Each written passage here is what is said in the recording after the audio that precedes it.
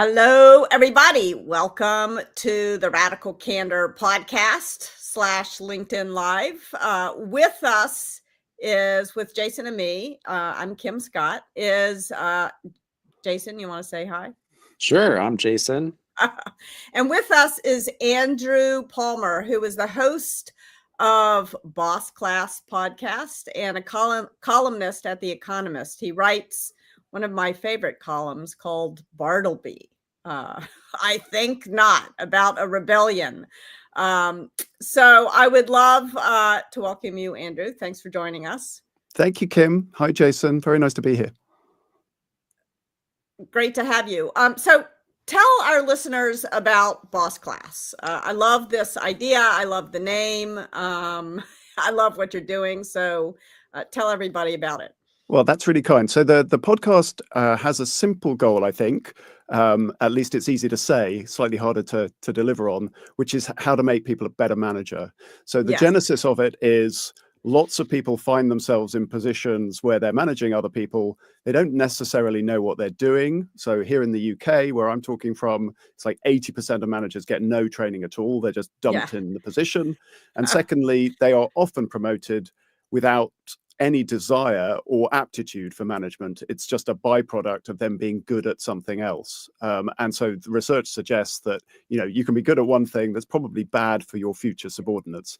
So take this world of confusion, frustration, and ignorance, and there are a lot of people out there who need help. And so the idea, the aim at least, is to try and deliver some practical advice to people on how to be a better boss.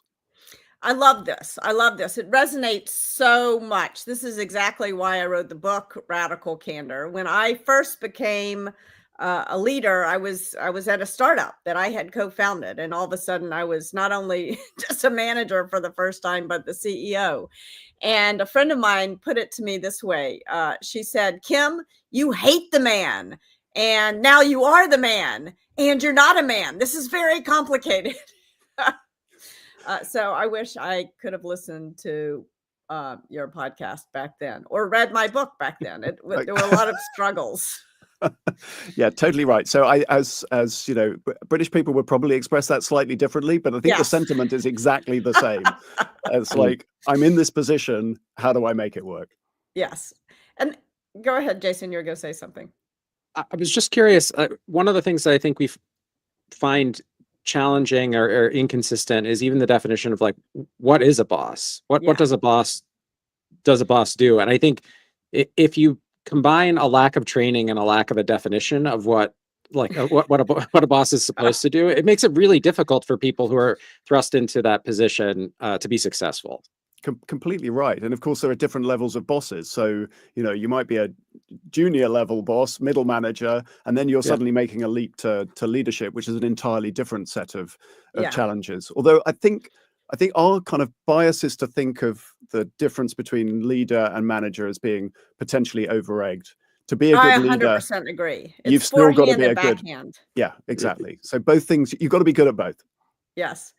And true confession here, when I first started giving Radical Candor talks and keynotes, just after the book came out, I initially was really focused on giving this talk to people who are new to management because, that's why I wrote the book. And then I was invited to give a Radical Candor talk to a bunch of CEOs of companies that were about to go public. So pretty senior leadership group. And I was really busy and I didn't have time to change my talk for them.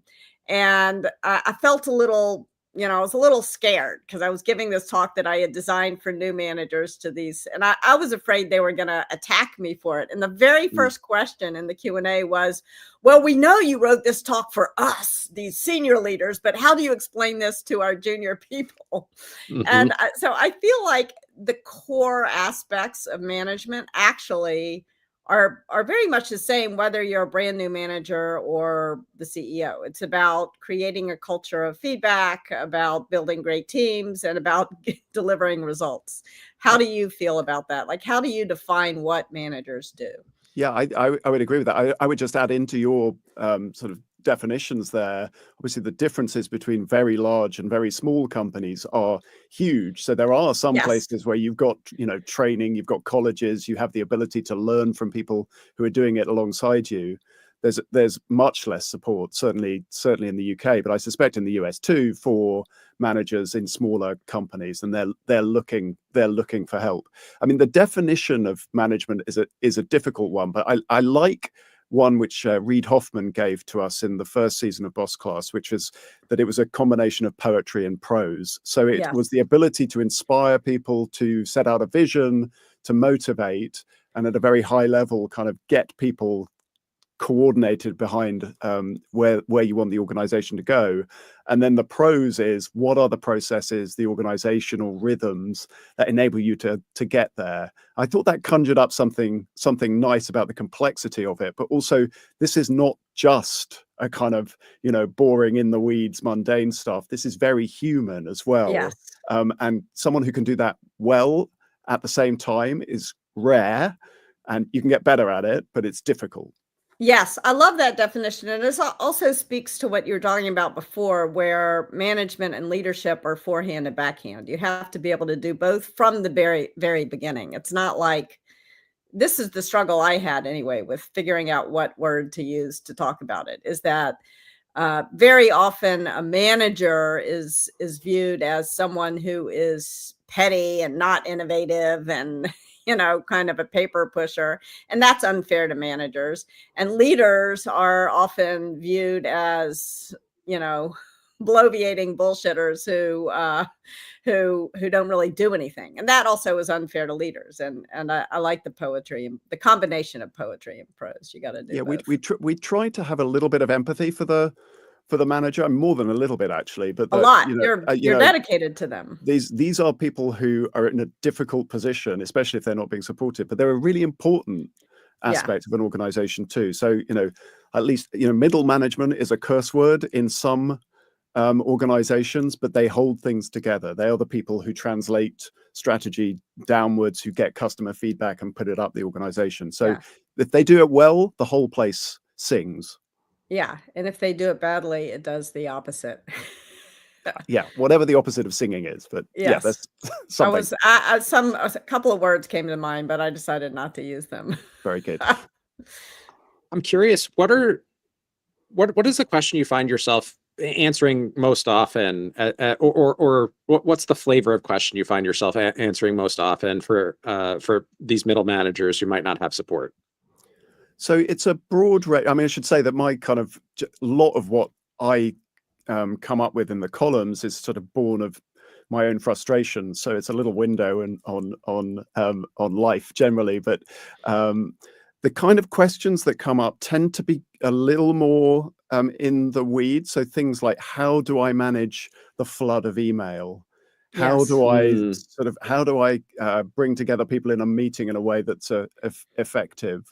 So those are, I guess what you could say is that those are common to almost everyone. It doesn't matter where you are in the organization. Right. We're all grappling with those kind of day-to-day irritations. So that comes up an awful lot. But then, it varies from, I've got so much coming my way. How do I prioritize things? What's the best way for me to balance my workload? Or how do I motivate people? So there is a real gamut of topics. And, in the podcast, we cover things from negotiating to innovating to how to present to managing a crisis. And Kim, you're in an episode that's coming up shortly on how to build a good culture. So, it really is a broad canvas. Yeah. I want to come back to get your answer to the question of how to manage email, because I have the same question, but and I can tell you what I do, which I just have realized recently is not working very well for other. It works for me, but not for other people. But I think, Jason, you would agree with this. One of the question that probably comes to us the most often, and I wonder if it comes to you also, Andrew, is how do I give feedback? And the answer that we offer to that is you got to start by soliciting it, which is not the answer that people want to hear, really. They don't want to, none of us really want to hear criticism. And when we say soliciting feedback, we really mean soliciting criticism. What are your listeners saying about feedback? And Jason, do you agree with my characterization? Yeah, I think I would add one maybe a bit of color to it, which is that I think that as managers, one of the things that people seem to struggle with the most is how to communicate expectations, and usually feedback is an opportunity to clarify expectations. And the time when people feel the need to give feedback is when a problem has become urgent to resolve. And so I think that's why it's dissatisfying to say you need to start by soliciting feedback, because people you're in the middle of a crisis. Correct. And people think if I just say the right words in the right way, that I'm going to, like, it's going to work. Like, it's like magic. It's an incantation that I can speak and the other person is going to understand me. But what we really mean when we say start by soliciting feedback is what you need to do is normalize this conversation. And the best way to normalize the conversation is to go first. And that's why soliciting feedback matters far more than people think it does. That makes a lot of sense to me. I mean, the idea of how to give feedback, I mean, specifically difficult feedback, comes an awful lot. People are very comfortable with giving generous praise. No one seems to have a problem with that. But yeah, how do you have a conflictual conversation, particularly with someone that you like? And I know, Kim, this is exactly your territory, and Jason, yours too. So it is a very live issue. It comes up a lot. It's not the only thing, but it's there. Yeah.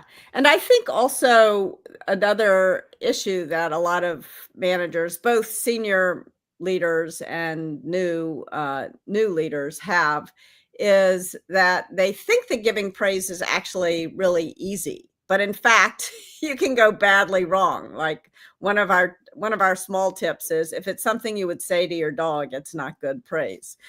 So making sure that you figure out how to express gratitude and appreciation to your team in a way that is meaningful and helps them do more of the good stuff and less of the bad stuff is not as easy as we think it is.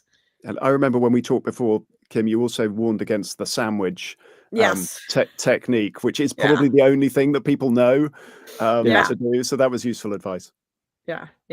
So you talk a lot on your podcast about and also in your column in Bartleby, about the quirks and crises of modern office life. Certainly one of them is email. So email is a dangerous medium because it's a broadcast medium, but and that means we have dozens of people broadcasting at us, but each of us we don't scale. Each of us are only one person. We can't possibly keep up.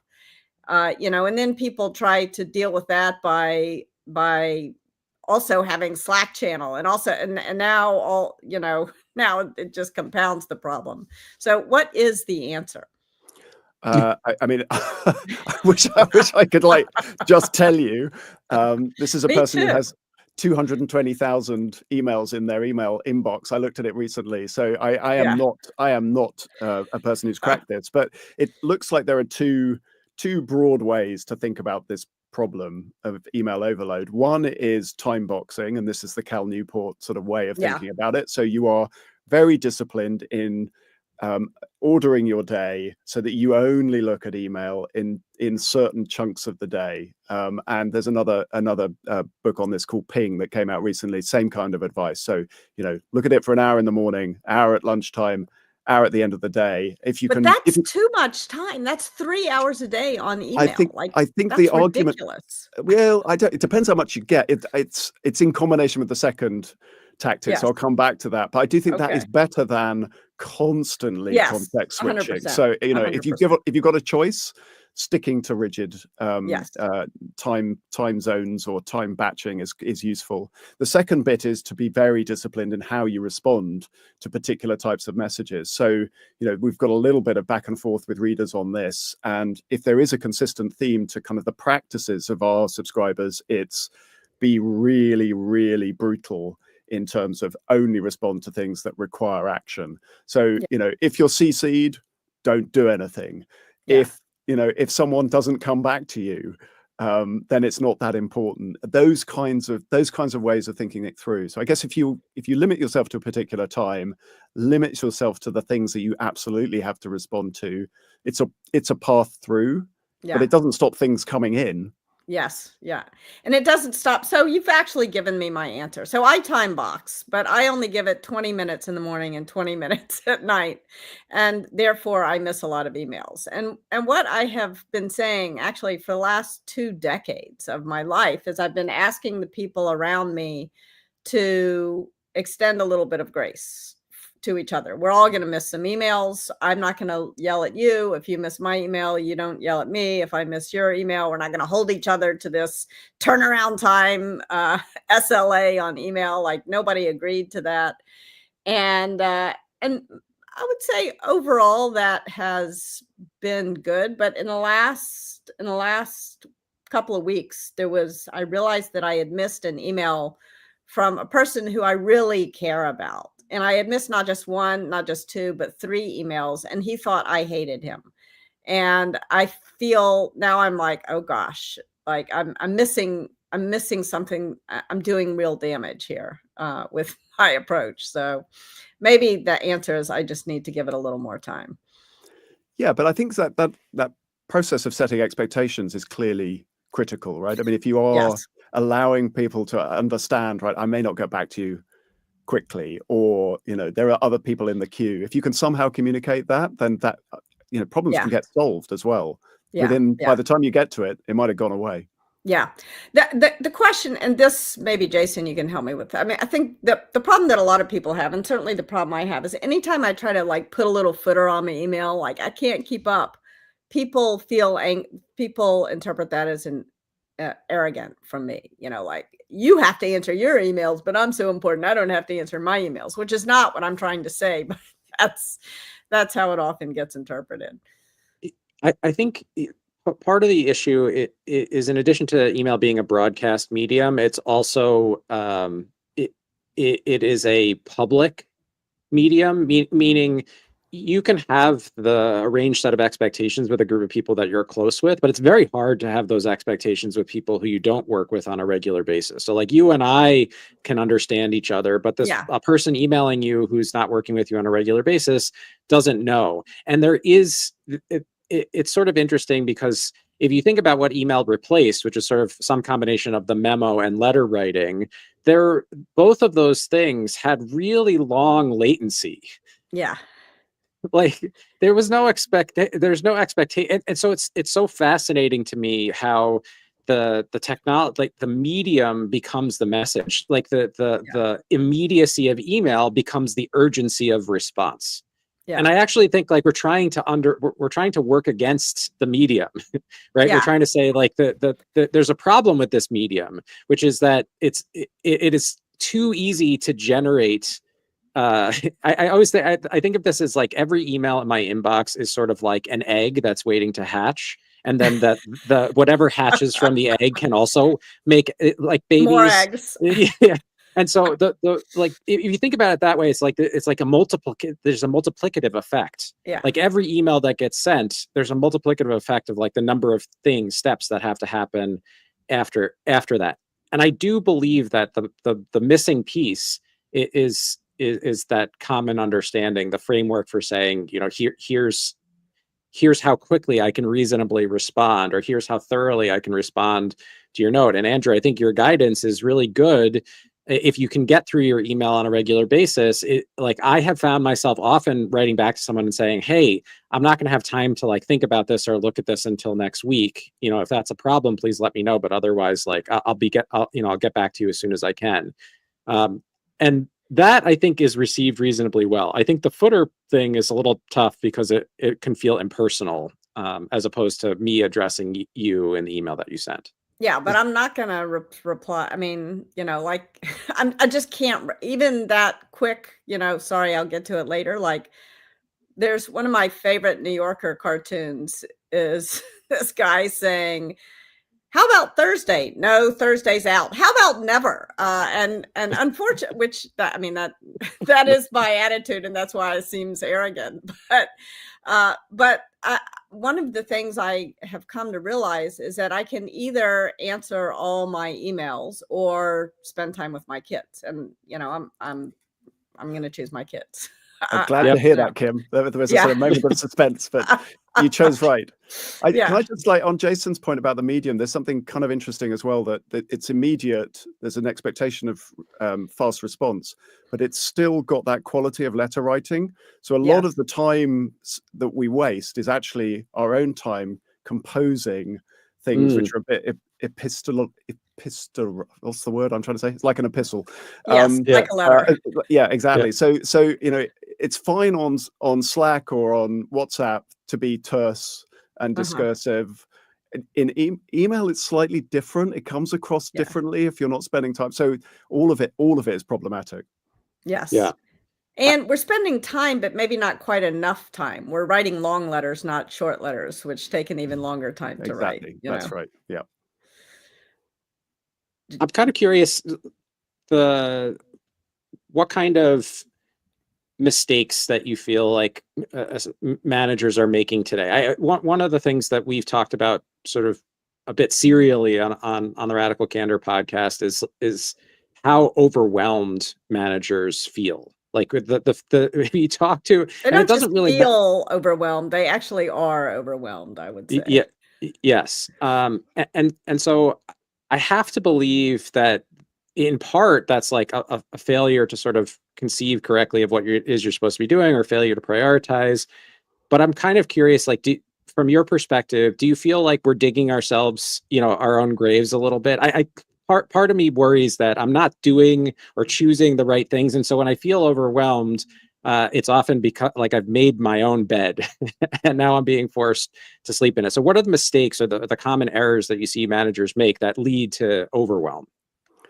Well, so I would say in the first instance, I think Kim's right that it's not necessarily the manager's fault. I mean, the middle manager is like being hit from both directions. That is the definition of it. So it's already a really problematic place to be. And it's the first place where people cut. And we see that going on right now. So I think there's just something organizationally problematic about that. Given that, I guess, the answer is to be as disciplined and explicit as possible about what your priorities are, and to have that kind of cadence of meetings to set your expectations amongst your team about how available you are going to be, and you are going to be available, but that it's going to be on this cadence. It's about prioritizing. So if an initiative comes up and it's extraneous, nice to have, but extraneous, then being clear that there's not bandwidth for that. So those kinds of things, just being clear that you cannot do everything up front, and defining what it is that will guide your decision making is, in generic terms, the way to handle it. But I do think, also communicating up, right? I mean, at the point where you are overwhelmed, having the ability to talk to people higher up in the chain about that, and hopefully them understanding it, is really, really important. And there is research which shows why middle managers work, and the value that a good manager adds to a team, which is considerably more than extra members of a team. So there are things that you can adduce to make that argument. But unfortunately, I think it does require the organization to listen. It's not just in your own hands. Yeah, I had a boss once who noticed that I was struggling with middle manager overwhelm.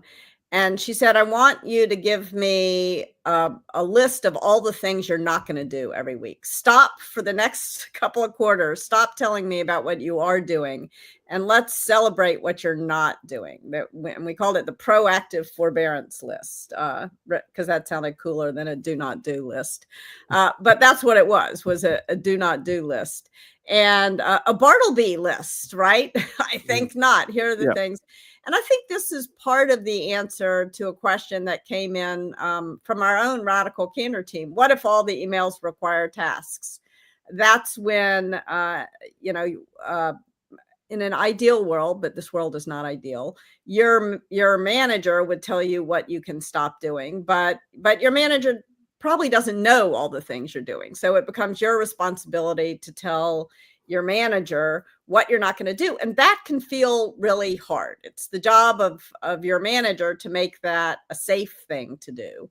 But in the end, everyone has to manage their own time. Your manager can't manage your time. You've got to manage your own time, I think. Yeah, and I think probably the time management point is also, in answer to your question, is what are the things that you really want to achieve? So one of the people we spoke to for the podcast had, would systematically look at their diary, see how much time in a week was being devoted to firefighting, how much time was being set aside for actually thinking about, the things that were going to define success for that person in that job, and then working very, very closely with their assistant to try and make sure that time was protected.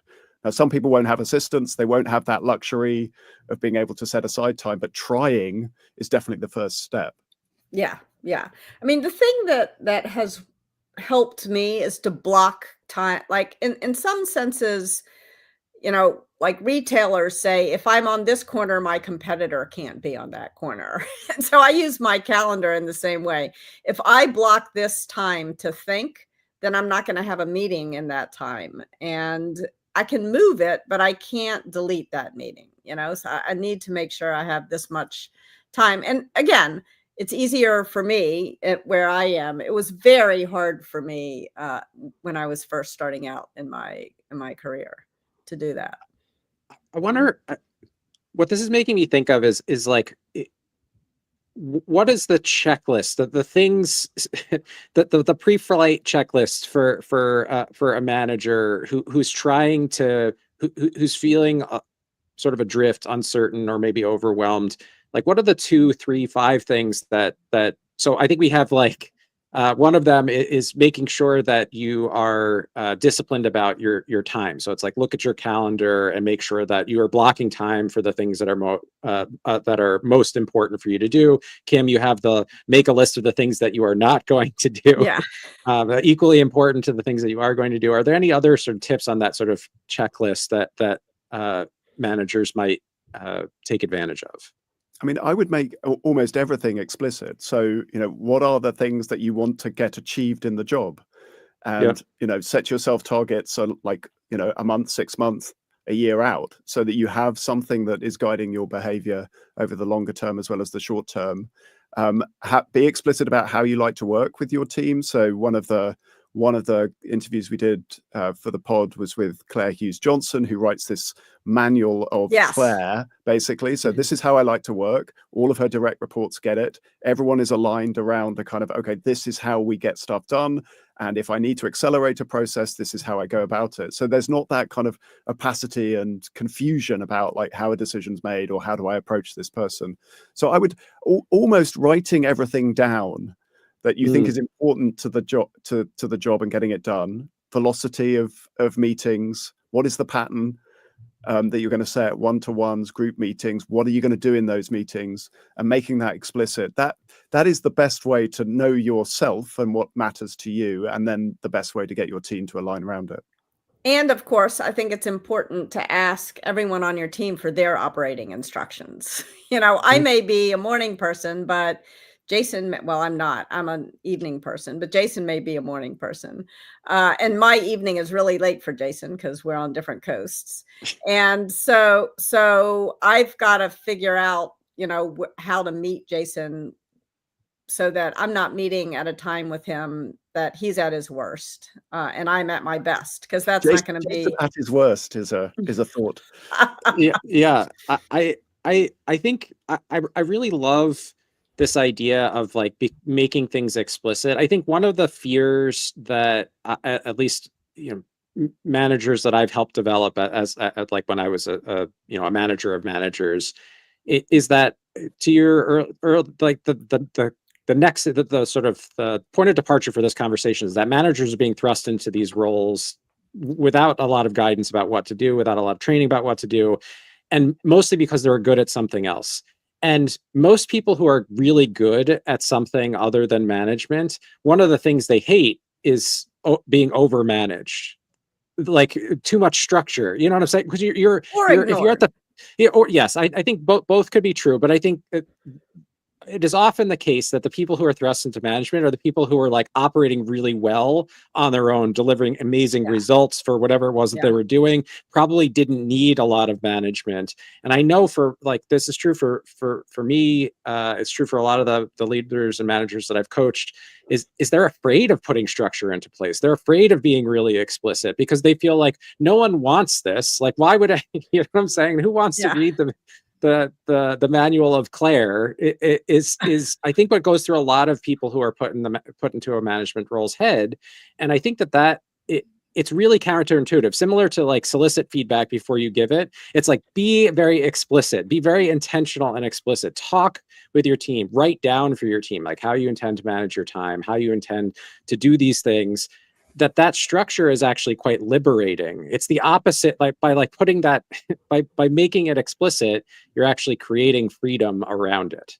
I think that's a potentially helpful to a lot of people who feel right now like I want to do things differently, but I don't quite know where to start. I think start by writing it down is a really good and simple piece of advice. Yes, I love that. And asking your team to write theirs down and figuring out how to meet in the middle. That way you don't feel arrogant. Like, here's my operating instructions. Get in line, people. Totally right. You know. Yeah, it should be a conversation around it as well, right? I mean, some things are less flexible than others. So the strategic goals probably less flexible. But you know, if you want to accelerate a decision, there should be a way to do that.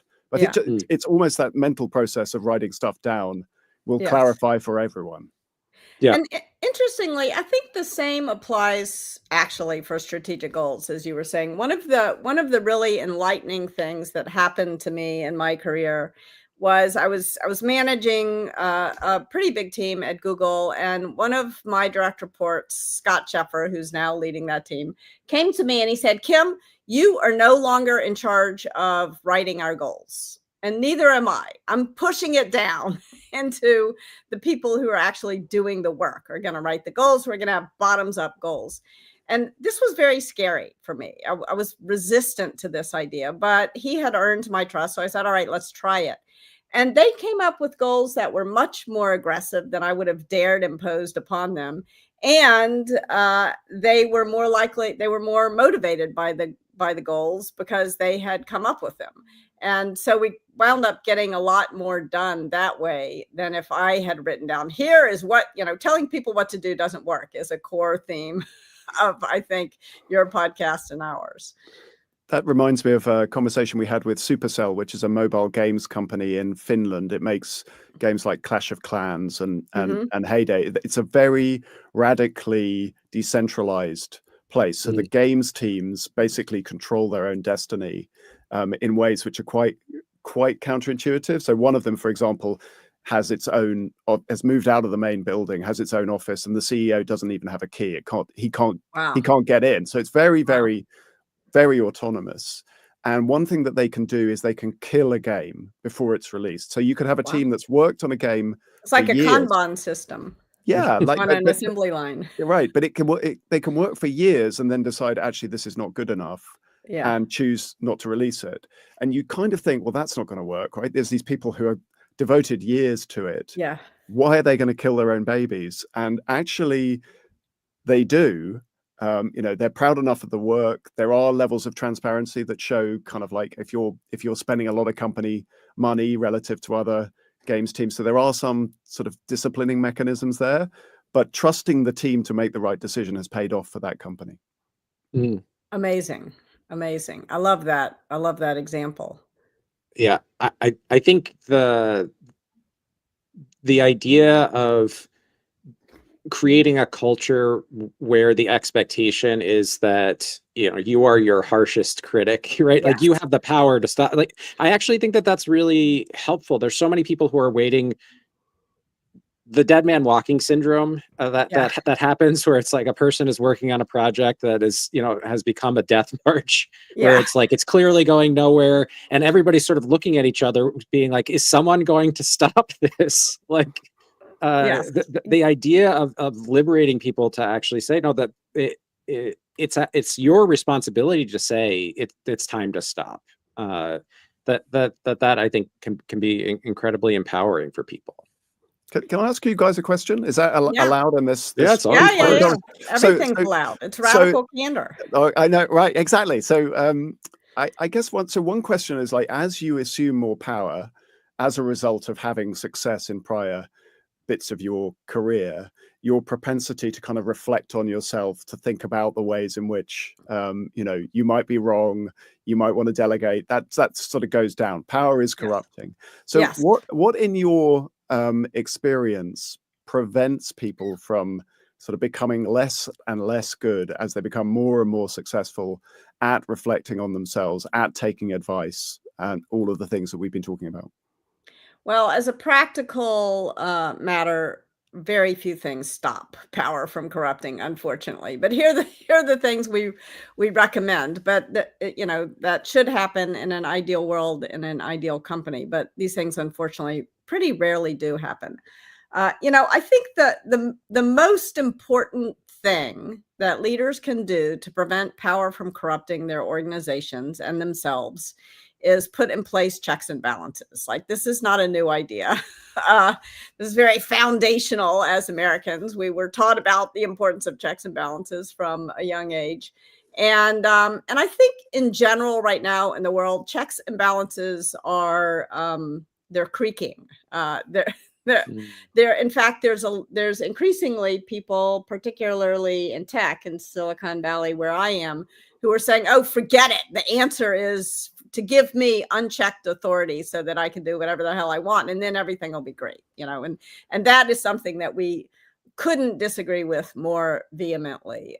This founder mode kind of nonsense. I mean, one of the revelations for me when I joined Google was the extent to which Google had systematically stripped away all of the usual sources of power that managers have. Like, Google at first experimented with just getting rid of middle managers, and that did not work. That created a situation where people felt neglected. Dick Costolo, when he was CEO of Twitter, put this well. He said, there's a school of thought that managers should just hire the right people and then ignore them. And that doesn't work at all. People join companies because they want to learn from their managers. He said that would be kind of like me telling my wife, "Oh, honey, I don't want to micromanage you, so I'm not going to show up for dinner with you and the kids tonight." Like, that's not going to work out you've got to spend time with people, and you've got to have this, these. So managers are important, but the key thing is to create management systems that put people on a level playing field. In the end, management is about a relationship that you have with your direct reports. And there are a few things that are more damaging to a relationship than a power imbalance. And so what happened at Google was that Shona Brown, who led business operations at Google, built these systems that made sure that nobody had unilateral decision-making authority over who got hired, how much they got paid, what their rating was, what their bonus was, who got promoted, and who got fired. Like, the usual sources of power that managers have were stripped away from them. And that created, I'm not saying Google was perfect, but that created a much better working environment where power didn't corrupt, where if there was one time when Larry Page wanted to hire someone, and, I felt totally free to write in feedback over my dead cold body. Should we hire this person? I knew I wasn't going to get in trouble for saying that. I could disagree. He wanted me, in fact, to disagree vehemently. And there was another time when we were debating the AdWords front end. And, AdWords generated 99% of Google. So this is of Google's revenue. So this was an important decision. And Sergey wanted to do it one way. The team wanted to do it another way. And Sergey said, "Well, maybe you could just put a couple of engineers doing it my way." And the team said no. And then he banged his fist on the table and he said, "If this were an ordinary company, you'd all be doing it my way. Why won't he?"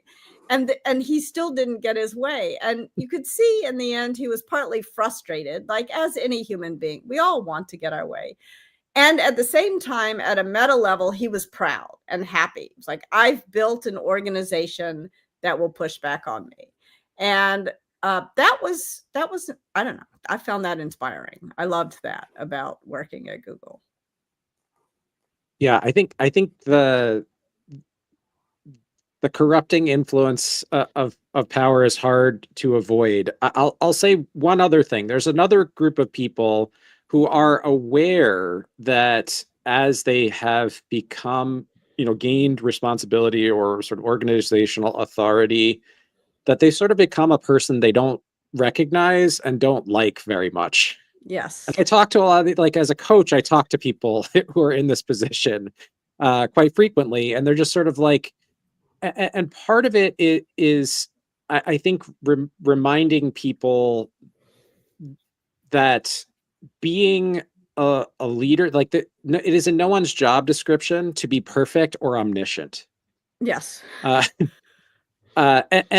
And that there's liberation that is available to people who realize that the entire reason, like the entire purpose of leadership, is to accomplish more collaboratively than you can individually, and that it's not up to you. Like, it's not all on you. Like, the feeling that you have that it's all on you to figure this out, that's not true. And that that by accepting that you are imperfect in this way and not omniscient, like the as the Stoics say, the way out is through.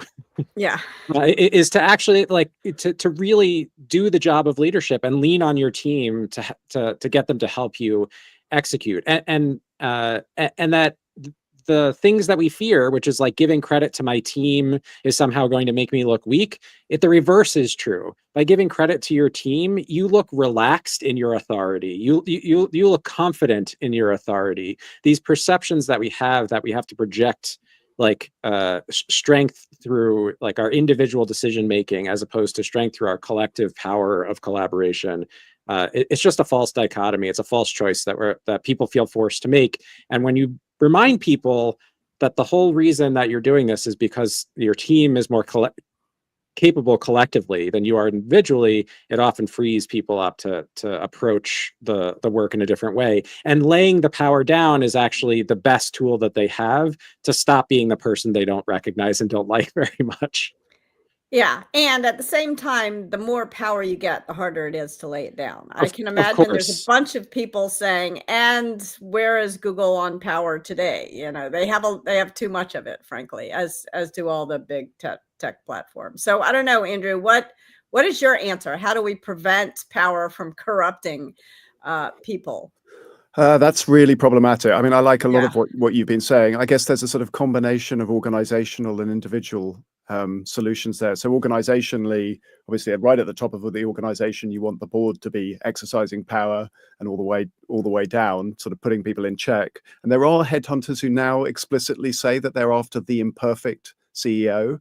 So that language is changing a little bit. There is a recognition that the kind of, the Superman and Superwoman idea of yesterday doesn't quite work. I guess there are organizational techniques like skip level meetings where you can basically, go down a level, avoid a manager, see what's really going on. We talked to Novo Nordisk, which is the company that makes Wegovy, the anti-obesity drug, and they have a process called facilitation, where they send people round. It's like full-time employees. They send them to divisions to make sure that the culture is working. So they interview managers, interview the employees within that division, and then report back up to the CEO and the senior leadership team. So they have kind of organizational processes to check that things are not going wrong within particular fiefdoms.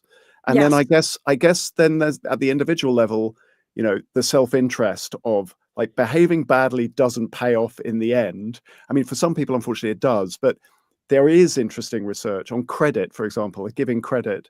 If you give credit on earnings calls, the research suggests you are more likely to be promoted, for example. So there is some sort of interesting empirical evidence that suggests, if you collaborate, it pays off for you. Yeah, no, I love what you're talking about, both in terms of the skip level meetings and in terms of the research that that being a reasonable person actually gets you further than being an unreasonable jerk. And in fact, at Radical Candor, we call those explicitly speak truth to power meetings, not skip level meetings, because that is what we're trying to encourage people to do in those kinds of meetings. And that is pretty simple and pretty scalable. So for folks out there who are managers of managers, we really recommend. There's a whole episode on speak truth to power meetings. I think those are really important, and I love that idea. We're coming up on the end of our time together. So Andrew, I wanted to give you another opportunity just to plug your show and your column. So where can what's the best way for people to find your show? So if you search for Boss Class on any streaming platform, you'll find it, or in the Economist's podcast feed. There are episodes in front of the paywall, and eventually you'll be so intrigued and hooked you won't be able to stop yourself subscribing. And that's also how you find my column, which is every single week in the Economist. Fantastic. Thank you so much. Really enjoyed the conversation. Thanks so much. Great to be here. Thanks, Andrew. Bye, Kim. Take care.